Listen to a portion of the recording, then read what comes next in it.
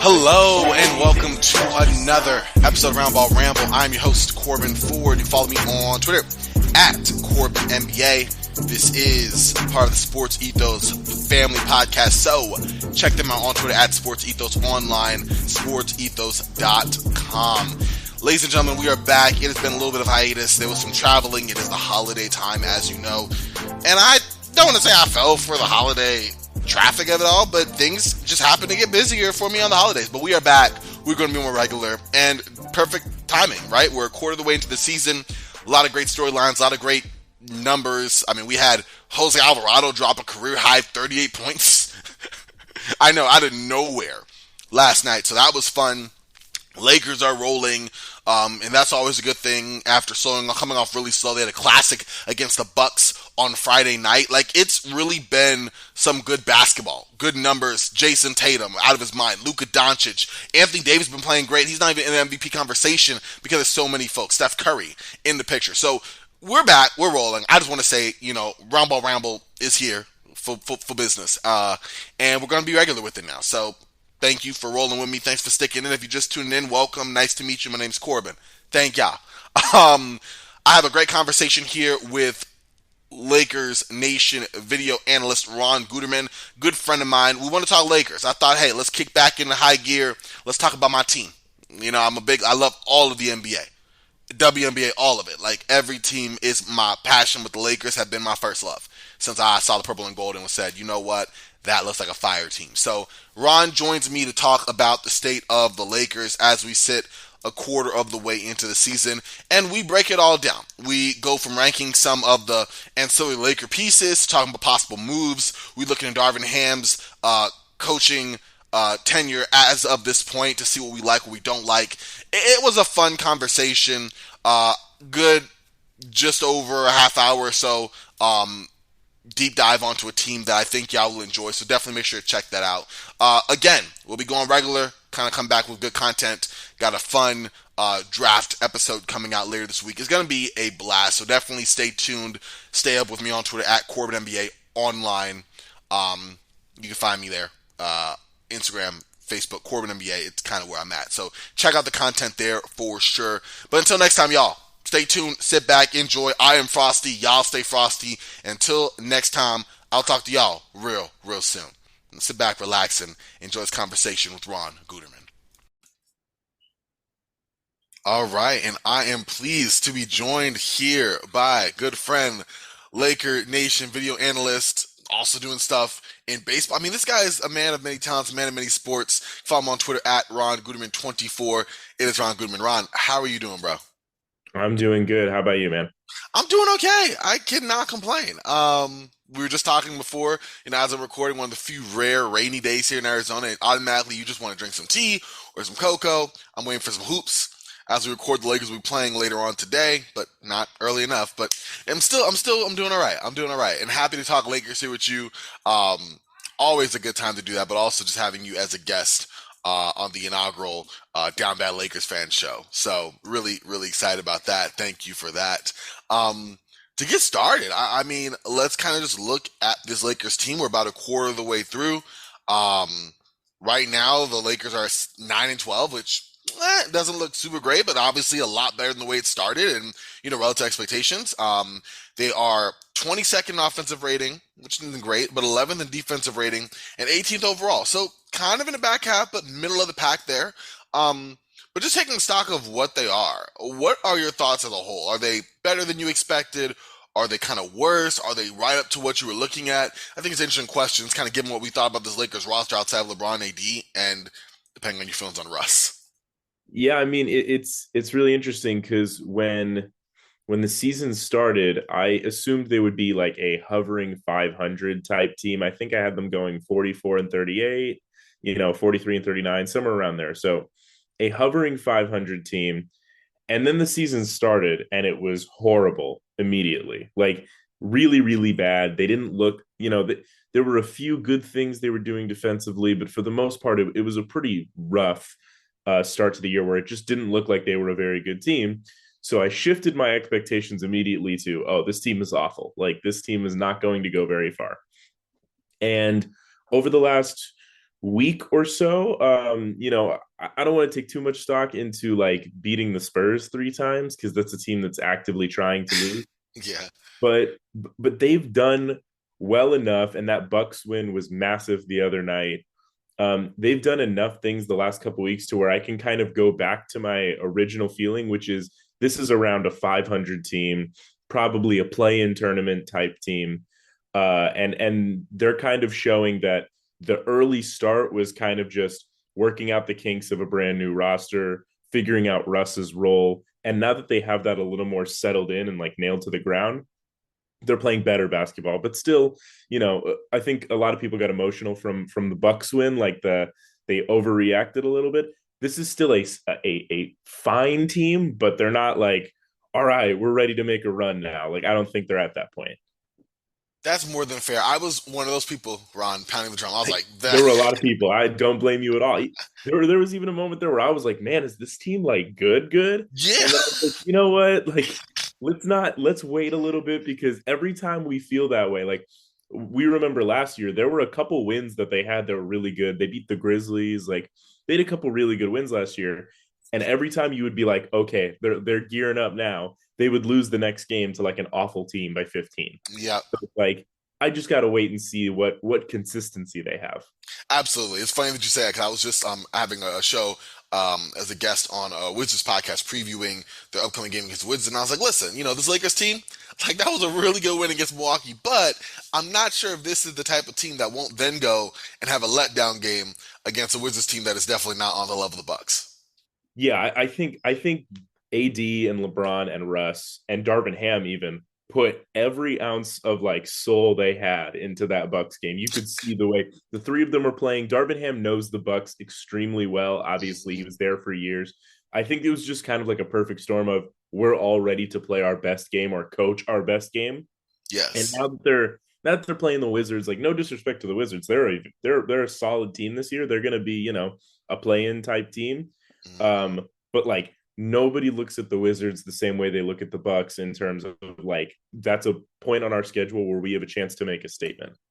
Yeah, yeah, that makes a lot of sense. That makes a lot of sense. And yeah, what a game that was. I mean, we're going to take that in stride, like you said, because it was a Yeah. signature win and just a classic, one of the best games of the season.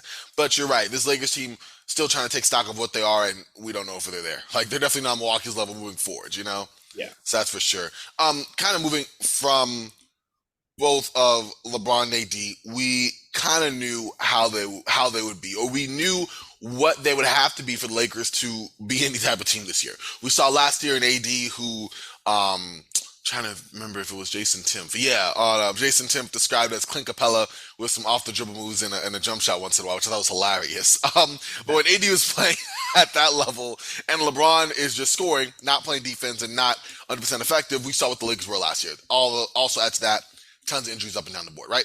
So we knew we needed from LeBron and AD. And so far, I mean, both have been solid. AD's been better than I hoped to start the year. And I was looking at him as an MVP candidate. Obviously, there's been way stronger candidates down the line. But AD, over this last stretch of 4, 5, 6 games, has been just mad dominant. 35 points, 15 boards, 3 assists, the sky high shooting percentage. With that, though, taking those players aside, I kind of want to get your thoughts on these following players and how you would rate them, because it was the supporting cast that was going to be big for this Lakers team. That obviously includes Russell Westbrook, our taxpayer mid-level exception acquisition Lonnie Walker.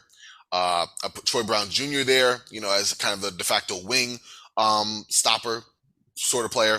Pat Beverly, who we acquired, in a trade with Utah, of course, and then Austin Reeves in his sophomore season. So if you were ranking Westbrook, Walker, Troy Brown, Beverly, and Reeves, kind of how would you put them there? How would you put them?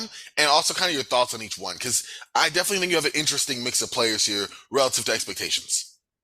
Yeah, relative to expectations is a big thing, right? Because I think if we're going who has been like the best pure player, I may go Lonnie Walker. Like it's a close battle, Hmm. but I may go Lonnie Walker for doing purely best player this season. But if we're going relative to expectations, I think Russ has to be first. I think this was a guy like we were going into this season and Lakers fans were calling for his head on a nightly basis. They were calling for him to be shipped off to literally anywhere if it got the Lakers some decent pieces in return. The Lakers front office, was basically leaking a rumor every 2 or 3 days about a Russ trade. Like he was a guy that no one on earth thought when April came last season, when the season ended and Frank Vogel's getting fired as they're walking off the court in Denver, like no one thought that Russell Westbrook would be on the roster when the season started because it was too much of a disaster. And the Lakers couldn't find a deal that they liked. They rolled with Russ. They moved him to the bench. They said, "Hey, we're giving this another go, but we're changing your role." And Russ has taken it in stride in a way that you kind of never thought he would, right? Like that's always been the gripe about Russ is that his mentality doesn't allow him to like play winning basketball. And this year, he has completely flipped that on its head. He has played winning basketball. He has played a role that he's never played before and doing it extremely well. He's hustling. His passing has gotten better somehow, which I don't know that that's a thing that improves in your 30s, but he's improved at it. Um, he's shooting kind of inefficiently, but he's taking less bad shots than he was last year. So he's shooting a better selection. He's not super efficient at it, but it's a better selection, so we're cool. And he's defending at a I don't want to give him too much credit, like a below average level, which is better than last year where it was like legitimately terrible and he was losing track of his man always. He was out of plays always because he was gambling for steals. So he's just been better across the board this year. So relative to expectations, I think I have to go him first. Second, I'll go Lonnie. I think Lonnie was kind of, again, relative to expectations, kind of an underwhelming use of the taxpayer mid-level. I think fans were hoping for more with him, with that, $6 million tool in the shed. They went with Lonnie Walker, and the numbers weren't great from him in San Antonio. He wasn't a great defender. He wasn't an efficient shooter. But this year, he's kind of played really quality basketball. He's shooting the ball better than he ever has. He is playing quality defense. He's not some, all defense type player, but he's playing quality defense. And he's making things happen for the Lakers offensively, especially when LeBron was out or not playing well. Lonnie was doing a really great job of just like being a guy you could trust to put the ball in the basket. And the Lakers, with LeBron not playing his best, didn't really have a lot of those guys. So I think he's been great there. And then third, I'm going Austin Reeves.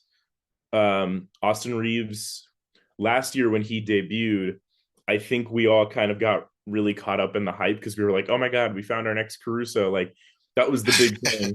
Yep. And I think it was pretty evident early on that he's a much different type of player than Alex Caruso. Um, the style that he played with was he was an offensive minded guy. He could shoot the ball, he could make a good read, he could beat you off the dribble sometimes. Like that was what the archetype was for him, who's a solid defender, but defense isn't his calling card. Um, and I think this year we're seeing like the actual good version of what Austin Reeves last year, like what we thought he was. Because last year, if you really like dig into the stats, I don't know if you've like digged into last year's stats, mainly because it's so depressing to do so. A little bit. Yeah. But Austin Reeves wasn't very good last year. He shot, I think, like 31% from three. Mm-hmm. He turned the ball over a decent amount. Wasn't really efficient in the ways that we thought he was going to be efficient. And this year, he is like who we thought he was last year, which is he's a really good passer. He's beating guys off the dribble. He's shooting corner threes efficiently. Like he's kind of becoming this guy that can do anything on the offensive end. And then he's playing good defense. Like he's not playing amazing. He's not Caruso by any stretch of the imagination, but he is a plus defender. And the Lakers, this is a defense first team, given the way the roster is structured. given the way their stats have gone so far this season, they need to be a defense first team, and he's played good enough defense to like hold up that end of the bargain. Mm-hmm. So I like him a lot. Those are the three like positive ones. Yeah. Troy Brown Jr. I'd put it fourth. Okay. Um, you know, it's tough because normally when you say like, and you know, you called him the de facto wing of the team, and it's true. But in a way, I almost feel kind of like bad for Troy Brown Jr. because he should never be a team's de facto wing. Like, Yeah. he just shouldn't be. That's not him. That's No. not him. He's paid a veteran minimum salary, and he's a 6'6" shooting guard. Like, he's not a de facto wing, nor should he ever be put in that role. And I feel like a little bit the Lakers have kind of left him out to dry. Um, with the way they've played him because they don't have other options. Juan Toscano Anderson has been injured and not really good when he plays. LeBron's been in and out of the lineup. And so when you're talking about wings, you look at the Lakers roster and it's like, okay, they got none. So like literally zero wings. So Troy Brown Jr., I think, is being forced to play a role that is both above his pay grade and above his stature. And so I think if he was playing in a role that better suited him, we would see a better player because there is a good player in there because he has shown in flashes this year that he can be, you know, a quality shooter, a quality defender. He can like fight for offensive boards. Like he's shown that he can do some things. He's just playing out of his role, and I think it's just not working super well for him. So I would hope that if the Lakers do eventually make some type of trade, that it's for a wing that allows Troy Brown Jr. to like play his position. Yeah. But overall, not too much complaints. Obviously Pat Bev is 5. I think that was the most obvious one when you named the 5 players. Yeah, I had to throw a bad one in there. Yeah, that was the most obvious ranking. Patrick Beverley has not been good. He's defended at an okay level, but it like he came in and you looked at the numbers and you said, oh, like he's kind of a 3-and-D guard. Like he's a great defender, you know, all NBA. He's been all defense before, I think, like one or two times. Yeah. He, you know, shoots the three. His career is like a 37% guy, which is like no one thought that about Patrick Beverley. No. And then the season started and it was like, oh, okay, so he's not. Cool. We tricked ourselves into thinking he was, and then he wasn't, which is what we thought before the trade. Another great shooter who goes to LA and forgets to shoot. You know, the only guy who's done that so far that's been up to that rep was what? Carmelo Anthony and Malik Monk. And like Lonnie has been better than advertised as a shooter, which got him too. Their thing, but like you're right, it's a Lakers thing. Like shooters come to die here. Like this is what it's been for a very long time. The Lakers. And we'll get into more trade stuff later, but it's so funny that we like everyone is so desperate for Buddy Hield, and like you just know the second Buddy Hield gets in the door, he's a 33%er. Like you just know that's going to happen on high volume. Yep, it happens every time. Yeah, it happens every time the Lakers acquire like a shooter. Like they got Wesley Matthews, and it was like I remember tweeting this out.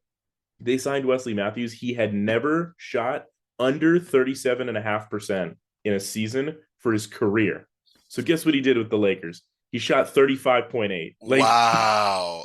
He shot a career worse from 3 with the Lakers. From 3. You know, I think I know where this goes back to. Okay. 2018 trade deadline, Ivica Zubac for Mike Muscala. For Mike Muscala. It's a shooter. It's the Muscala curse. I think Mike Muscala shot like under 35%. Yes. The Lakers. And we got him with the express purpose of shooting to space the floor for LeBron and the lack of shooters we had with, you know, who was it? It was Rondo at the time. It was Lance Stevenson. Ingram. JaVale. It was exactly. It was rough. No, but it literally does go back to that. Like there's a thing about the Lakers now where it's just like if you are a good shooter and the Lakers acquire you to be a good shooter, you will no longer be a good shooter. It's over. So I think that's what happened with Patrick Beverley, and he's not like playing good enough defense to counter that. So, you know, at some point, you know, when we're talking about trades, I think Patrick Beverley's got to be one of the first guys out the door in terms of trying to make a move to improve the roster. Exactly, and that's a great transition right on to our next question, man. Because you're right. I mean, Pat Beverly is definitely a guy that has been talked about, especially in more recent weeks, swirling around trade rumors. And we knew, going into the season that the 2027, 2029 first round picks were going to be kind of the story or the backdrop of this season. How well would LeBron AD play? If they come out strong, do we flip those picks to capitalize on that? If they come out weak, what do we do with that? You know what I mean? Are we trying to save this season, knowing that our pick goes to New Orleans? What is the situation with that, right? But having seen a quarter of the Lakers games this year, are you on board with like jettisoning those picks for a difference maker? Are you good with sitting pat? Do you think it makes a difference either way? And then we can kind of go into like what moves you would like to see this season if you are thinking about making a move, even if that involves holding a pick back or holding both and making just a move on the margins. Yeah, I mean, when you're talking about trading two very far out first round picks, I think Hmm. you use the phrase difference maker, and like I don't know what that is the problem. Like I don't, and the Lakers don't know what that is. Like what I think the obvious the number one trade package that has been talked about the most is the Pacers one of Buddy Hield and Miles Turner, and I have firmly been on the stance Hmm. that that is not a difference making trade package. Like I that's agree. the Lakers would be a little better, but here's what's interesting now is all this talk about the 2027 2029 firsts have been in conjunction with Russ, and Russ has been good. Hmm. And like not only has Russ been good, Russ has been beneficial to Lakers winning games, not just putting up individual numbers. Yeah. He's like helping the Lakers win. Yeah. And so now it's almost like if you trade Russ and those two firsts for Buddy and Miles Turner, not only do you no longer have firsts like to trade for anything else, Hmm. it's also not like 100% guaranteed that you are going from what you are now to a contending team. Like there's no guarantees because the Lakers have been playing some pretty good ball. They started 0 and 5, right? Like they started 0 and 5, which means they're 9 and 7 since then. Yeah. You're playing above 500 basketball right now. Does trading Russ and two firsts to go to Miles Turner and Buddy Hield, does that make you go from an above 500 team to an you know a championship team? Like I don't think so because I tend to think that Buddy Hield and Miles Turner have been overrated as players ever since this trade discussion started about them. So I think they're a little bit overrated as players. I think at this point, like the smart thing to do right now is to take Patrick Beverly, Kendrick Nunn, and maybe one of the two firsts Hmm. and try to see if you can go get like just Buddy Hield or like just a Josh Richardson type or just one solid quality role player. Okay. Just go get one. And if you see that it's like working, Hmm. maybe then you discuss Russ and the other first round pick, like at the trade deadline. You do something like that. But it, I need to see like one better player step in the door and see if it really makes a difference, or Hmm. is this team just is what it is? Because that Yeah, sure. might be the case. And if that's the case, I don't want to throw away two first round picks that are highly valuable around the league for like marginal improvement. Yeah, no, I get you, and I like your idea of splitting up those two picks first because I was looking at it too. I'm like, I see all the trades have been kind of talked about. I know Dan Favale did a great piece on Bleacher Report, kind of great. It was like a choose your own adventure involving the Lakers and whether they, make a swing for, the quote unquote impact player, whether they, go around the margins, whatever the case may be, and like even as he was laying these out and did a really good job doing it, I'm like, I don't know if I like any of those players to be the difference maker, whether it is a Buddy Hield, Miles Turner type package, whether that is a Jakob Poeltl, Josh Richardson, or a Bojan Bogdanovic, Malik Beasley, all of that three-team kind of trade stuff. Like, are those players coming in and doing a 2018 Cleveland Cavs, trade deadline Yeah. rebuild? I don't think they are. And also, let's be real, that was in large part due to a 34-year-old LeBron James who was still, you know, somewhere in the post of his prime. where Yeah. now he is clearly not in that. Yeah, and I think that 2018 Cavs team, like, yes, they made a bunch of changes at the trade deadline. Like they completely overhauled their team at the trade deadline, which was Mm-hmm. unprecedented. Yep. And it worked, but it worked to the degree of LeBron was superhuman in those playoffs. Yes, he Like was. it wouldn't have worked if LeBron wasn't superhuman in those playoffs because he took a four-seeded Cavs team. I think they were either four or five, and essentially made it to where like they didn't even have to worry in the playoffs. Like Nope. I think the Celtics gave them a little bit of a run for their money in that conference finals. They took them to 7 games, but I don't know a single soul on earth that watches basketball that thought the Celtics were going to beat the Cavs in that game 7. Like no Mm-hmm. one thought that. It was like, cool, good for the Celtics for pushing them to 7. LeBron James is going to outplay everyone in this game 7 and win the game. Like that was just common knowledge. Yeah. It wasn't, no one thought, Jordan Clarkson and Larry Nance, they're going to carry the Cavs to victory tonight. It was like, okay, great. They made all these changes, but it's LeBron. Like LeBron's the reason this is all happening. Mm-hmm. Absolutely. And And so, that's just what it was. yeah, and the same could be said of the Lakers this year. You can make all the changes you want. You can trade all the picks you want. If LeBron and AD are superhuman, the Lakers will be good. If they're not superhuman, the Lakers will be bad. It's quite that simple at this point. Yeah. You broke it down pretty simply. That is what it is. Yeah. And with that being said, I mean, you kind of talked about what moves you hope to see this season. I definitely like diversifying your assets in that way, and just taking the pulse on a move and seeing if that does any good. Especially like I said, if you trade for Buddy Hield, you have his contract after the season. Not exactly the prettiest. Definitely impacts your free agency plans. You're not going to get Miles Turner, especially the way he's been playing with just one pick. But if you trade both, he's also a free agent at the end of the year. So again. And Miles Turner is an injury guy. Like we talk Mm-hmm. about Anthony Davis as an injury guy all the time. Miles Turner is an injury guy too. And while he is a good player, like when he's healthy, he is a good player and the right type of center to pair next to AD. Like he fits in the scheme. Mm-hmm. But the two things I always go back to is, are you really going to give up an unprotected future first round pick for a center when you already have a really good one in Anthony Davis? Like in the playoffs, are you really going to play both Anthony Davis and Miles Turner 36 minutes a night? No. I mean, you're seeing what's happening to other teams that play centers 36 minutes a night in the playoffs. Usually doesn't go too well for them. Mm-hmm. And then he's also an injury guy. So now you have your 3 highest paid players, LeBron, AD, Miles Turner, all injury red flags at this point in their career. And it's like, I don't trust that. Like, No.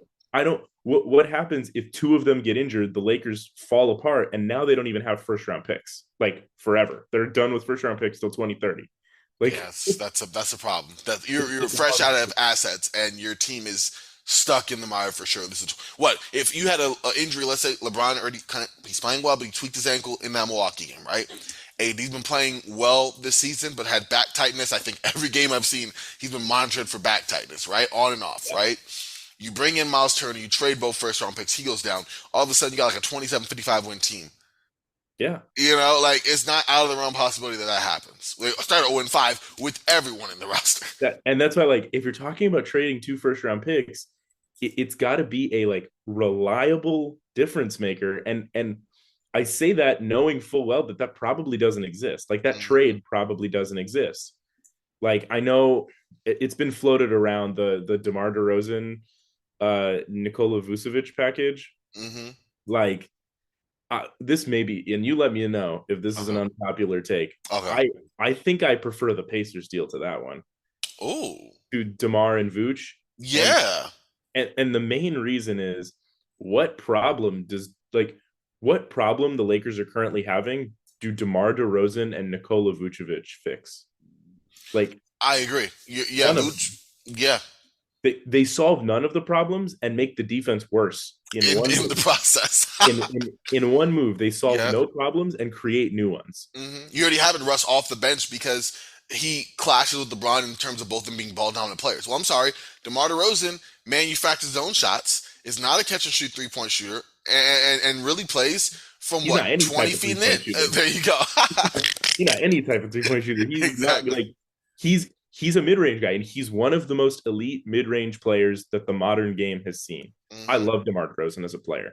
I would love him in Los Angeles just for the story of it, because he's a Los Angeles guy. Like, that's really cool. But he's a bad fit on this roster, almost the same way Russ is a bad fit on this roster. And Nikola Vucevic is a bad fit, like, is really bad fit because he can't play defense. Mm-hmm. He shoots threes okay, but like, what are we really doing at that point? You're taking space away from Anthony Davis, who's been dominant in the paint, by putting in a like cement brick of paint. Like, I don't know. It's just the wrong type of dude for this team. I DeMar is the agree. wrong type of dude. So I I agree. don't love that trade, but I think this is what the Lakers do, and this is kind of what Lakers fans do, where they get caught up in the names. They get really excited. DeMar DeRozan in purple and gold. Wow. That'd be But like great and it would be if it was like in a 2K. vacuum, it would be awesome. DeMar DeRozan is an awesome dude and like an LA guy. Mm-hmm. But really think about what that looks like. It's the first round of the playoffs, or it's the play-in tournament. It's the fourth quarter. It's a close game, and it's DeMar DeRozan and LeBron James trying to figure out who's going to take the next shot. No. And it becomes what it was last year, which is just taking turns playing iso ball. Or even worse, LeBron and DeMar DeRozan trying to figure out a 3-4 pick and roll on the defensive end.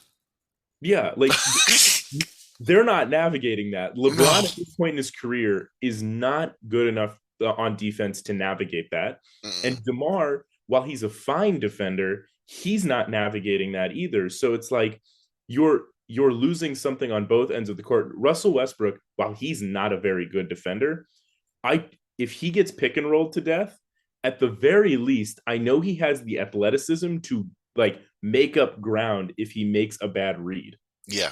which he's done a few times I was this year. about to say, which would happen. So it happens a lot. He makes a bad read, but he has the speed and athleticism to get back into the play. DeMar really doesn't. Mm-mm. So if he makes a bad read, he's out of the play. Yep.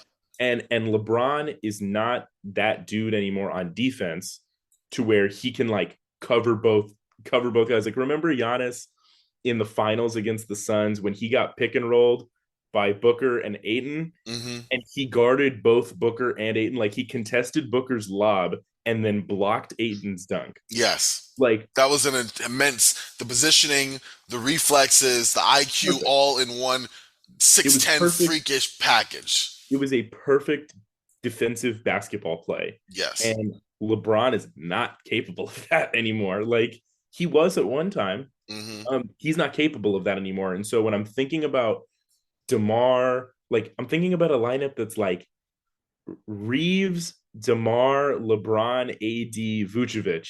Yeah. And I'm just like on paper, that sounds great. Like, if you just look at names, that sounds great. But if I'm really thinking about what that's going to look like on a court, Yeah. I'm looking at clunky shooting, very little pressure on the rim because AD doesn't have the space he needs to operate. I'm thinking defensively, it's AD and Reeves basically having to guard 5 people. Like, it's so ugly to me, and I'd rather Miles Turner and Buddy Hield because at least like they're worse players, but they fit. They Like, fit better. Exactly. gotta be Incomplete fit. pieces, but a good piece for the team that we have. It's got to be fit at this point, right? Like, Mm-hmm. you can't make another Russ trade, which is go get the big name and figure it out later. You can't do that again. That's like the number one no. Yeah. It has to be a trade for fit. So Yeah. you may have to sacrifice and get worse players, but ones that fit. That fit better. Exactly. No, that makes perfect sense. All right, we got some rapid fire here real quick, but I want to get your take, Ron. We're a quarter of the way into the year. How would you grade Coach Ham's performance? I definitely like his interviews. I've liked him since he came in. You see the way he takes players aside and is talking to them, really trying to impart positivity. But in general, he's also made some interesting rotations and lineup moves. Some of that just who he has to the cards he's dealt, and some of that him. How would you grade his performance? I think I'd give him like a B minus. Okay. Yeah, I think I'd give him a B minus because as a motivator, he's an A. He's a top tier guy. I can't ignore the hand he's been dealt. Like, with this roster, like he gets criticized for 4 guard rotations. Well, what do you want him to do? The team is mostly guards. Like, Exactly. Very true. that's statistically his only option. But he does have some interesting decisions. Defensively, his schemes have not been super great, but Anthony Davis has been just so superhuman. He's made up for it. Yeah. Offensively, there's been it's hard for me to tell what is a good Darvin Ham scheme getting an open 3-point shooter or no defender caring about a Lakers open 3-point shooter. Like, it's hard for me to tell. Yeah. But overall, I think he has been a solid coach. And for the fact that it's his first year and he's only, 21 games into his head coaching career, I think he's solid. And I'm excited to see how he grows as a coach. Absolutely. And then my last question for you, Ron, it's gut check time here. We got sample size. We've seen how it goes. It's kind of a bit of a choose your own adventure still, but, we're getting, December 15th. When players sign this offseason to be traded, of course, the actual trade deadline, into March, I think. But you've seen so far 9-12. What are your updated predictions, if they are updated, on where these Lakers will land? It's a little trick question. It's so funny that you say choose your own adventure, because it really is what it is, because you could choose to be hopeful after like the last 5 or 6 games, or you could choose to remember like the first 8 games where they were terrible, like terrible. Pretty rough. Exactly. How do you choose to see it? I think I'm gonna amend my original prediction. I'm just gonna make them right now. I think I have them going 500. Just 500. 41-41, a 500 team. I think that's good enough to be like the 9 or 10 in the play-in tournament. It's hard for me to go off the Bucks win and just say like, yes, this is what they are now, because that's never really the case. I'm excited to see, the rest of their road trip. They play some really solid teams. They also have some winnable games in there. I'm excited to see how they approach the rest of the trip. And if they approach it well, then I may, amend that. But I think right now they're like a hovering 500 team. Okay. I like that for sure. Definitely. I think I'm going to say about the same. Definitely more of a play-in team. I mean, like I said, I don't think the move is going to make them rip off, as AD says from time to time. I always think it's hilarious. We just got to win like 10 in a row, like AD. We're a 10-game win streak away. Exactly. Oh. You've been there for 3 seasons now. I don't think that's changing this year.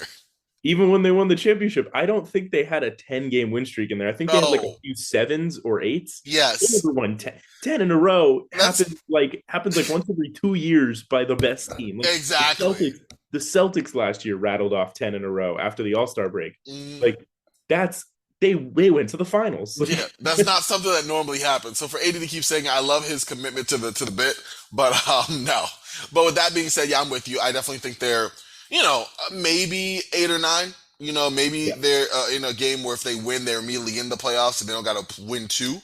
But it's definitely more shades of that 2021 team than last year's team, which for better, for worse. And again, a lot of that's riding on the health of LeBron and AD, knock on all the wood in the world, to continue playing healthy, and also for AD to play at the levels that he's been playing, because he's been monstrous. I mean, if there wasn't, about 7 other players playing at a more consistent, better level this season, I had him as my MVP pick, primarily what I thought he would do, and he's doing it. It's just other guys are doing a little more.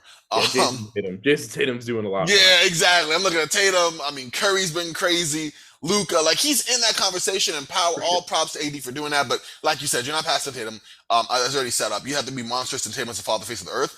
Sort of in play, but probably not in play. But with that being said, Ron, thank you so much for hopping on. I really do appreciate you, as always, coming on here. Couldn't think of anyone better to talk Lakers with. And I also wanted to just tell people, where they can find you and all the work you're doing, not just the Lakers, but I mean, in general. You are, like I said, a man of many hats here. Yeah, you can find me on Twitter at Ron Gutterman 24. I'll be doing video stuff on YouTube and wherever you find podcasts for Lakers Nation. On the web, you can find me at Dodger Insider, working for the LA Dodgers, covering their team from within. So that's an exciting thing, and that's kind of everywhere you can find me. Definitely love hearing that, man, for sure. It's always a pleasure, again, having you on, and that's where you can find him. For myself, at Corban NBA, pretty simple. Not as much going on, but you know what? We still move. It's all good. Definitely make sure to check out both Roundball Ramble, Down Bad Lakers Fan, just all the stuff I have. It's on Twitter there for sure. But until next time, y'all, it's been a blast. Thank you again to Ron. For myself, both of us, y'all take care wherever y'all are. Have it a great day, and we'll talk real soon.